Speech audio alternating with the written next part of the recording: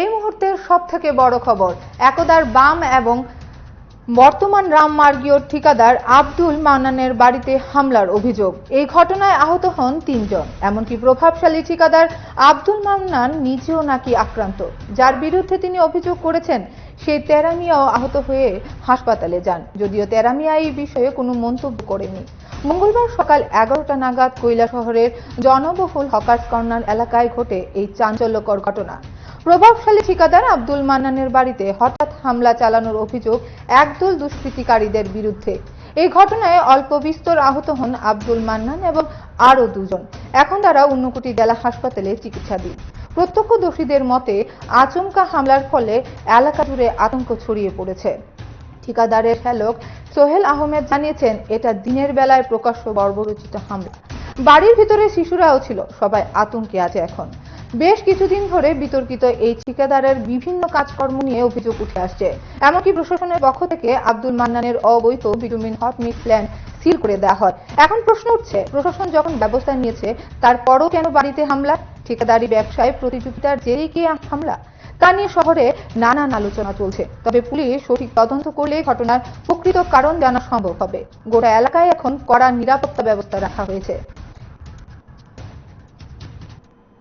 আমার বন্ধু অসীম প্রেস ক্লাবে থাকে, অসীম আমার বন্ধু প্রেস ক্লাবে থাকে। রাত্রে 11টার সময় আমার বন্ধ করতে কইছে আজকে সকালে আক্রমণ হইব, শ্রীরামপুর প্ল্যান দিতেছে। বারবার পুলিশের জানানি হয়েছে, থানায় জানা হয়েছে, এমএলএ সবরে জানানি হয়েছে।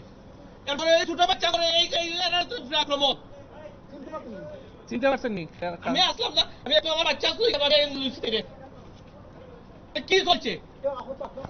3 জন হসপিটাল, আব্দুল মান্নান হসপিটাল, তার পাশে বাসার মহিলা, ওনার মাথা বাড়ছে হসপিটাল, আমার দিদি হসপিটাল। আমি জানি না, আমরা ফোন পাই এখন আইছি। প্রথমে কোমর মারছে, এরপরে পেছন দিকে তার মারিলা, জানে মারিলা, মারালাই আছে, ফিরত যাইতাম না। ওই মোটরসাইকেল দিয়ে টান দিয়ে যাই যে আমার বাড়ির ফারুক মামার বউ আরো প্রতিবেশী যারা মহিলারা প্রথম দৌড় দিয়ে যাইয়ে তারা আক্রমণ করছে। করতে আমার ছেলে আর আমি প্রথম একটা বাড়িতে ঘরের থেকে দাওনিয়া বাড়ি আমরা আত্মরক্ষালে বাড়ির চারিদিক দিয়ে একরকম এটা করছে।